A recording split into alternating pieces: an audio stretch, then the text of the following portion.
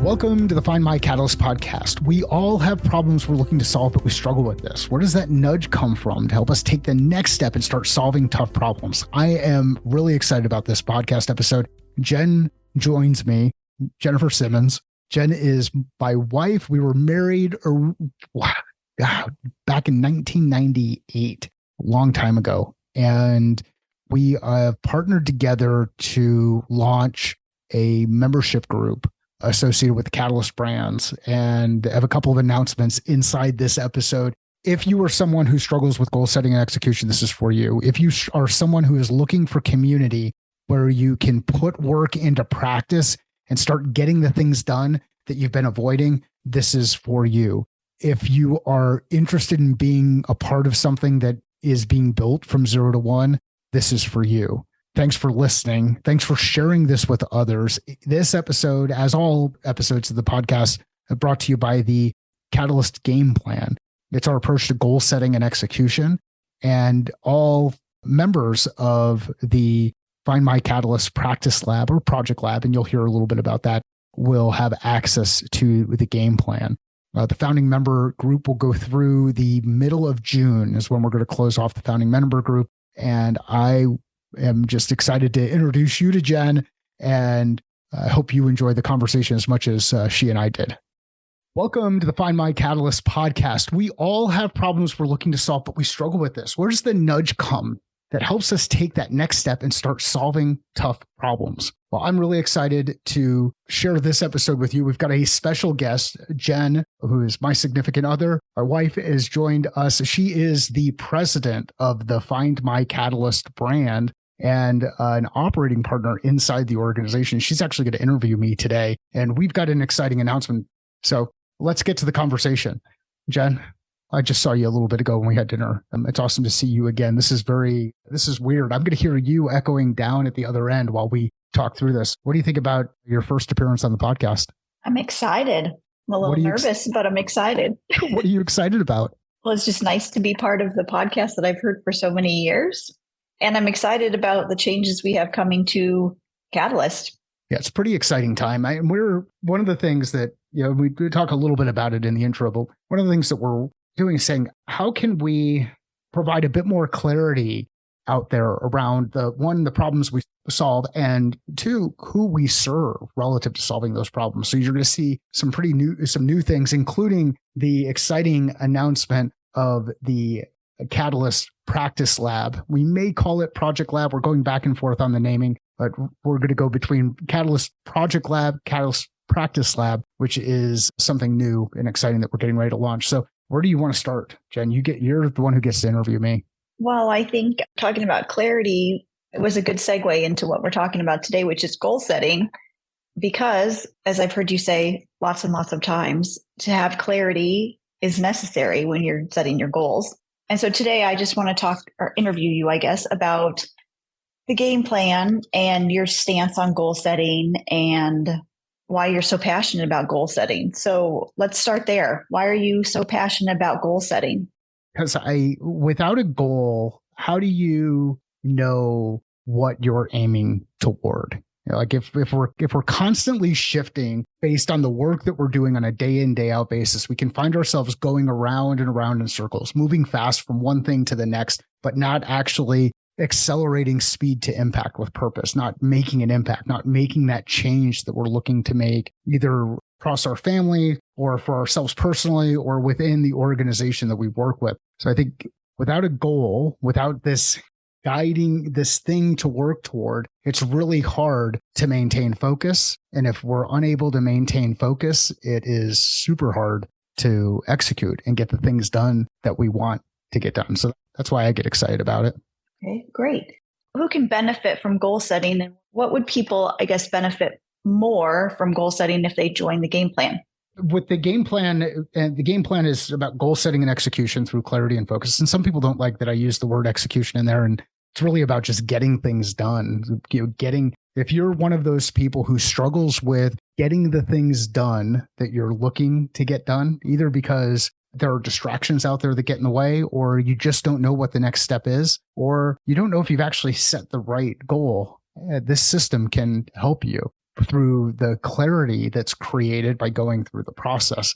One of the things that we've received feedback on as we've rolled this out across not only organizations that I've worked with, but individuals who have had a chance to work with as well, is some people need to do some pre-work. There's some stuff that needs to happen before we get into setting the goal. So one of the things we've talked about and we're excited to announce is the pre-game associated with the game plan. So this is for that person who struggles getting the things done that they want to get done, and they don't really understand why they're struggling with it. And many times they'll feel less than, they feel uncertain, they feel, in some cases they're not smart enough, or that they just aren't goal oriented, or they just can't do this work, or this work isn't for them. And the reality is, when you start deconstructing goals into smaller pieces, I think that most people realize that they actually are pretty goal oriented and can design for success, identify next logical steps and start taking them. And that's the path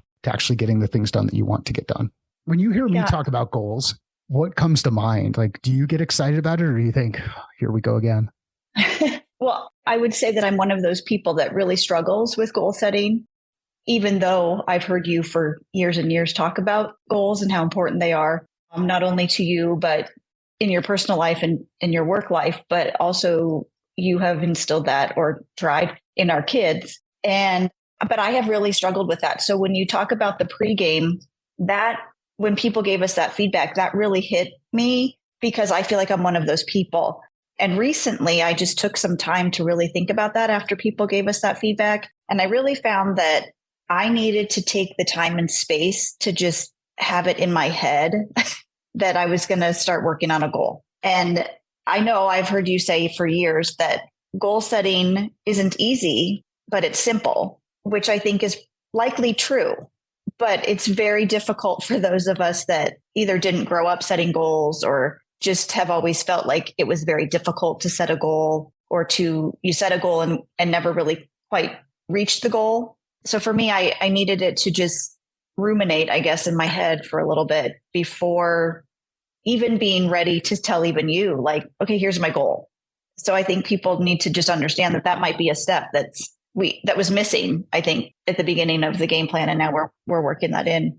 And I'm hoping that will be beneficial for a lot of people. Yeah, it was definitely missing. And it was a huge blind spot that I didn't really realize until we've gone through some of this stuff. And even the conversation with Ellie when we were on that cruise earlier this year, the Phoenix cruise, where she had said, look, I was trying to figure out why this didn't work for me. And ultimately it did work. There was just a step that needed to happen beforehand. It was some of these direct questions to really drive thinking, which is super, super uncomfortable, which is that whole piece of allowing it to ruminate inside your head and think through, wow, am I even thinking about this the right way? Why does this not come easy?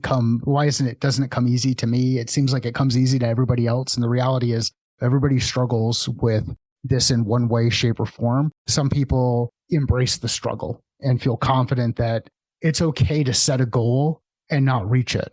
It's okay to set a goal and change the goal midway through because you learn a little bit more. It's okay to set a big goal and then deconstruct it into smaller pieces after you realize that one was a bit too complicated. But you won't know that about yourself until you actually start doing the work. You have to go through the process of actually doing the work, where the game plan can help. Well, and where it's not easy, but simple comes in, because it is not easy to look at yourself and to really have to reflect on what it is you want, number one, but then also to come to terms with maybe whatever your roadblocks are within yourself. Well, and we all have them, right? Yeah. Yeah. I mean, I think you mentioned it, but I think some people appear, and you're one of those people, even though I've known you for what feels like ever, that you just make it look easy. And I think it maybe does come naturally to you, but it doesn't to all of us. And so it's nice to realize that about myself, but then to also finally just come to terms that it's okay, that it's not easy, but I can still do it. And hopefully that the practice lab or the project lab or whatever we just determine we're going to call it will help people with that as people come together and share ideas and things with each other. And people realize they're not the only ones struggling with certain aspects of things. Well, and a lot of you who are listening to this have been along this journey with us. So you've been through the Catalyst Sale podcast to the Find My Catalyst podcast, and still the Find My Catalyst podcast, but the evolution of the business. If you have an opinion or recommendation, what resonates with you, whether it's Practice Lab or Project Lab, let us know. And you can let us know that at podcast@catalystsale.com. We'll make some changes to the domain at some point in time, but that's our primary email right now. And both Jen and I will see it. So if you've got an opinion or a recommendation there, something resonates with you between either of those, please let us know, because just like everything else, we all have these blind spots. We think something sounds really good. And then when you get out into the market, you realize, oh, the market's going to interpret some of this stuff a bit differently. Do you think the process that we've gone through relative to the game plan and some of the work that we've done around goal setting has become more simple over time or simplified over time? Yes, I do. But I do, again, go back to thinking or to saying that it required me to do a lot of internal work to get to that point of believing that it was simple, because at first it just felt very difficult. But I am very, one of those people that's very much in need of having steps. So I like that about the game plan, where it has steps. You just have to be open-minded to following the steps and working on what the steps are, and not really worrying about how fast or slow you're going, not to get stuck in one spot, but not to compare yourself to other people that seemingly are going a lot quicker than you are. Well, and being super comfortable that some questions that sound really, really simple, like with just a few words, are very, very, very hard to answer, because they require that deep reflection and that deep work.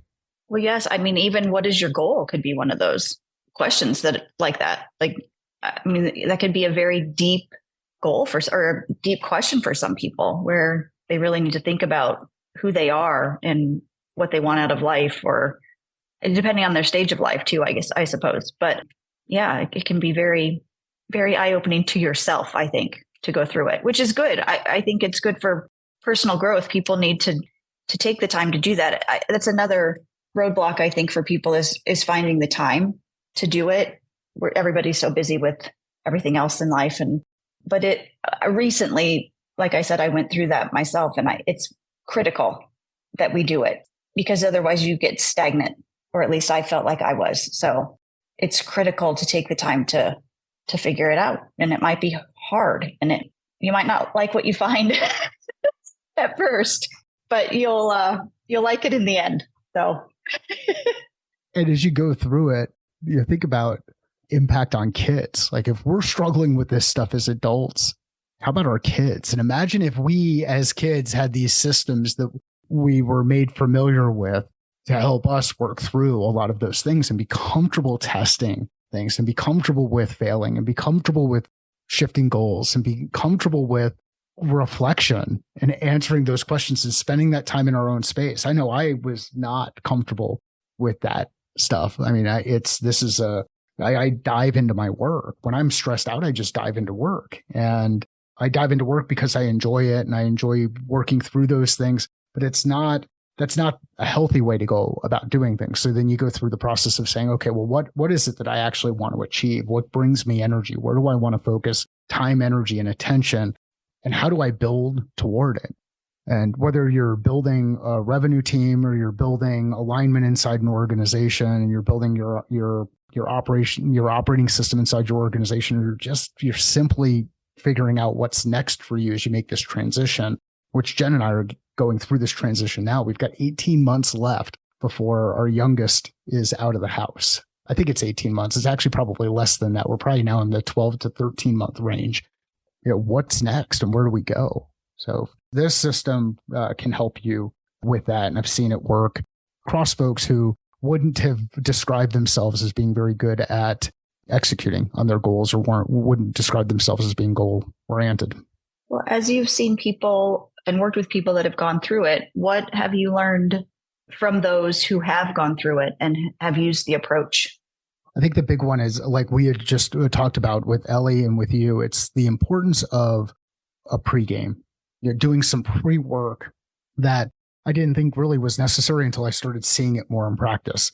And when I'm working with with people, whether it's on an individual coaching level or with teams or an organization level, I'm helping them go through that pre-work. So we were doing the pre-work as we're going along, but when we first launched the game plan as a course, we didn't include that kind of pre-work. So that was a big one for me. The second one, and this came from Amanda, and who also happened to be part of the group that was on that cruise. It was understanding, hey, when I pull together all of this data, these metrics, so game plan, goals, actions, metrics lead to execution, identifying the goal, defining the 3 actions, identifying metrics to hold yourself and the work accountable to getting those actions done.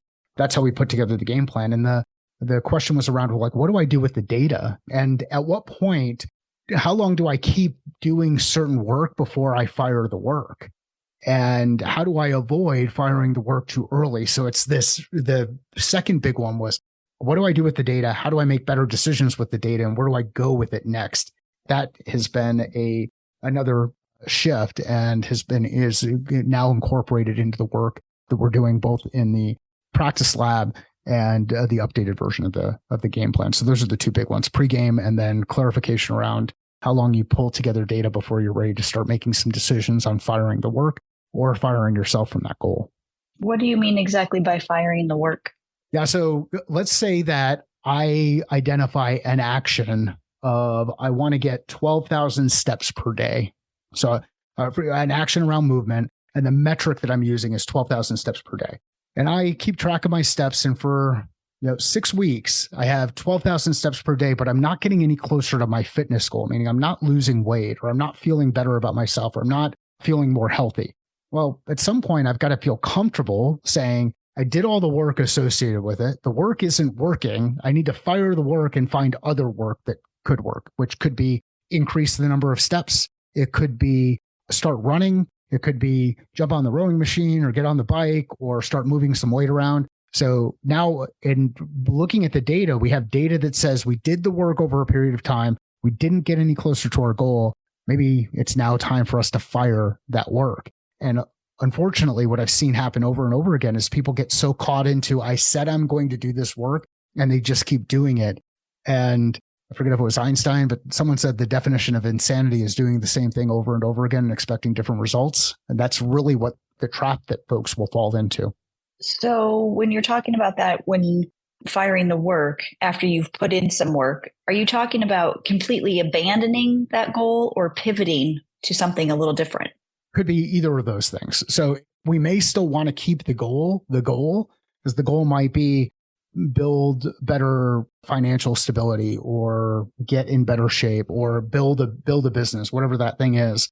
That may still be the goal. That may still be the mission, the thing that we're focused on. But what we're seeing in the data isn't actually the work that we're working on isn't getting us any closer. So we've got to be comfortable identifying new work to do. So one new work might be new movements. Another new work might be new ways to get better at recovery. Another new work might be different ways to look at diet and nutrition. And I know this all starts to get more complicated as you get into the weeds or you get into the detail around the work associated with the actions that you're taking. It's an evaluation process that you're going through. Now, what you might find out is you do all the work, you get to the goal, and then realize the goal is not the goal. There was another goal. There was something else that you were hiding from. So in that instance, you should absolutely start thinking about pivoting from that goal and moving to something else. And this gets back into revisiting that pregame where you're going through this constant reflection process.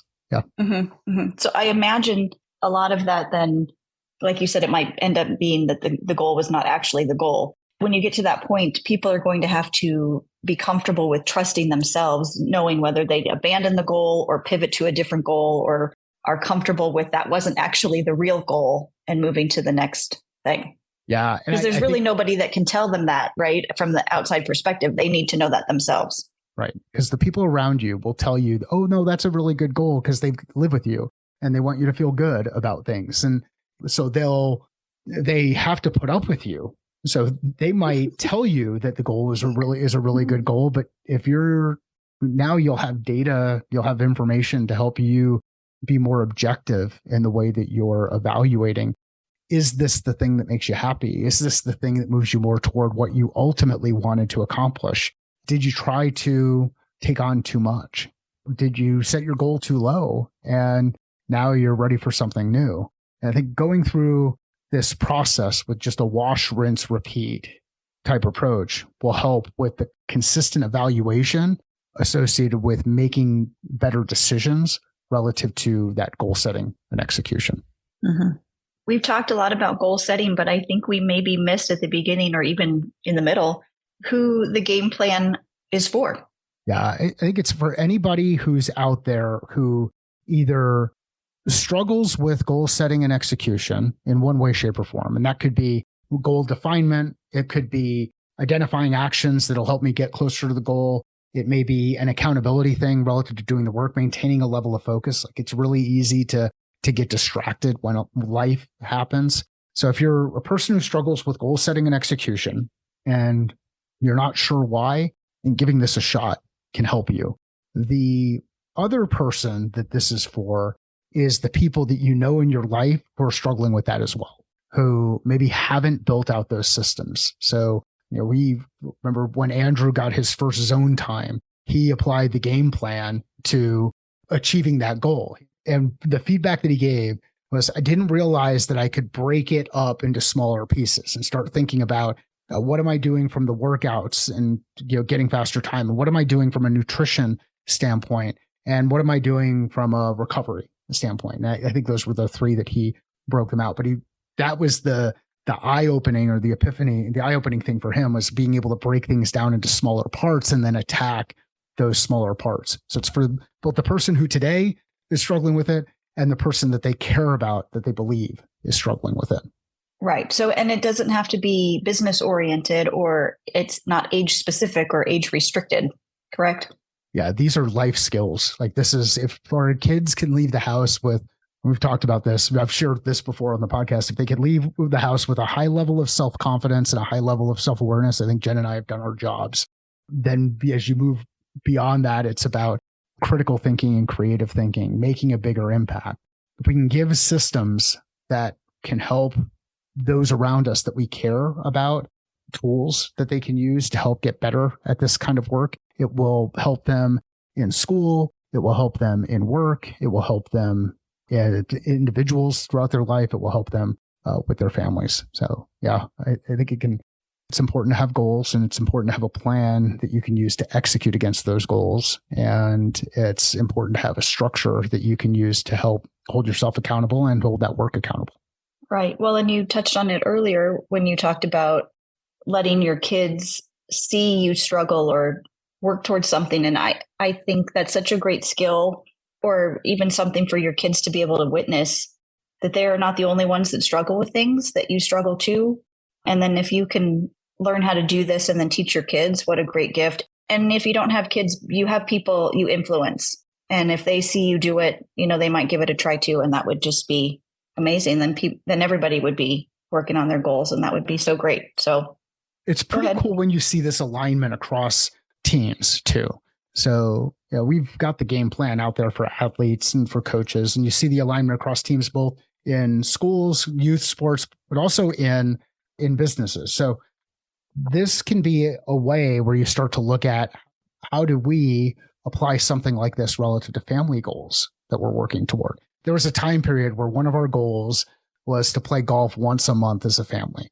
That was pre-COVID and pre us playing a lot of golf now, or at least one of us playing a lot of golf. Well, and truth be told, when that goal came about, that was more of a Mike goal than everybody else goal.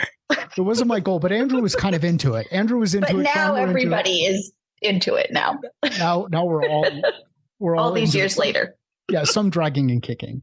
But yeah, it becomes a great way for you to organize around family goals, like a goal around having fun on a vacation.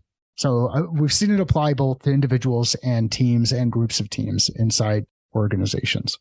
Okay, we talked about project lab, practice lab.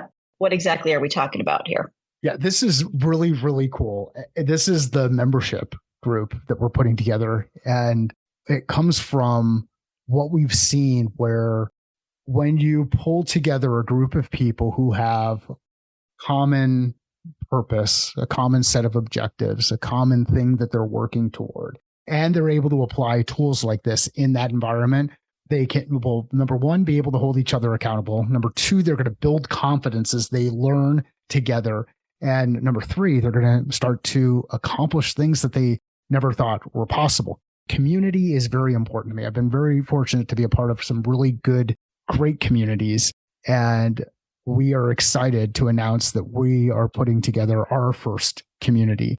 And I'm leaning toward Practice Lab. I like the way the Project Lab looks on there because we talk about working on projects and we talk about putting the work into practice, and we'd love to get feedback from the group. But this is our membership group. What did I miss? I don't know that you missed anything, but I have to say I'm really, really looking forward to this group. Both Mike and I are pretty passionate about having community and helping others and bringing people together. And I think this gives us a unique opportunity to bring people together who are interested in learning how to start setting goals if they're not already comfortable with it, and being vulnerable about maybe not being super great at it just yet. And that's okay, because I'm not either. And I struggled even wanting to do this for a long time. But I have high hopes for this group. And I really hope that it really does go as well as it's going in my head before it's even started. So I'm pretty excited about launching this. And this is really driven by Jen's inspiration, which is really cool. Like it's the community, it's the application of tools, which everybody knows that I'm pretty excited about. And it's as a group getting better together, because we know that there are some common themes out there where people are struggling with these things. People are struggling with finding purpose. People are struggling with figuring out where they fit. People are struggling with figuring out what's next, identifying the right work to be doing that gives them energy and also has a positive impact on others. And what better way to start than bring a group of people together who are looking for their catalyst for change, their catalyst for making an impact, their catalyst for moving things forward and getting better together. So really excited to announce the membership community. If you go to findmycatalyst.com, you can find more information about it and sign up there. We're going to do a founding member launch here over the course of the next couple of weeks. Did we decide that we're going to stop that at the end of May? Is that where are we capping the founding member side of things? I don't know that we've decided. I will probably cap or close the founding members in the middle of June, I would say. We'll cap it in the middle of June, and I hope to see you there. And I know in the number of folks that I've had an opportunity to talk with about it, people have gotten excited. They see the light. They see both Jen and I light up as we talk about this. And it's one thing to talk about it. It's a completely different thing to actually put the work into practice. And that's where, whether we're focused on an individual project that you're working on or we're focused on application of the tools, this Project Lab, Practice Lab thing that we will refine over the course of the next couple of weeks is going to be awesome. And we're going to learn together and we'll evolve as yes, we go have through. Grace with us. We'll be learning together. So have grace. Did we miss anything? What else do we want to share with folks? I don't know. I think we hit most of it. This was fun. Thanks for having me on. Thanks for being on.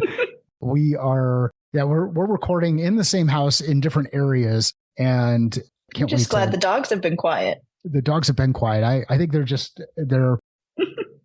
in shock. Yeah, and for those of you who've been watching the videos, you know that we now have a new dog. He is an absolute monster. We should have named this dog Mayhem. We might have named him Murphy, the Destroyer of all things. Grizz is finally warming up to him, and I would say has moved to the point of tolerating the fact that there's another dog in the house. But if you're interested in seeing Murphy or Grizz, take a look at the Twitter and LinkedIn posts. Please go to findmycatalyst.com for more information. I hope to see you in the community. We are going to run a couple of webinars here over the next couple of weeks. We've got one planned. I don't know how quickly this episode's going to go out, but if it goes out before the 17th of May, we do have a webinar planned on the 17th of May. We will likely do another webinar just prior to closing out the founding member piece. So probably sometime around the 12th or 13th. I don't have dates in front of me, but follow us for more information. Let us know what you think. Tell us if you like practice lab or project lab. We want to know, like, what resonates with you. I've got my own bias, and I've been slipping as we go through. But when you see Project Lab on the images, it looks really cool. So let us know what you think. I'll sign off in the traditional way. Sales is a thinking process. Business is a thinking process. Life is a thinking process. How are you thinking differently about your process?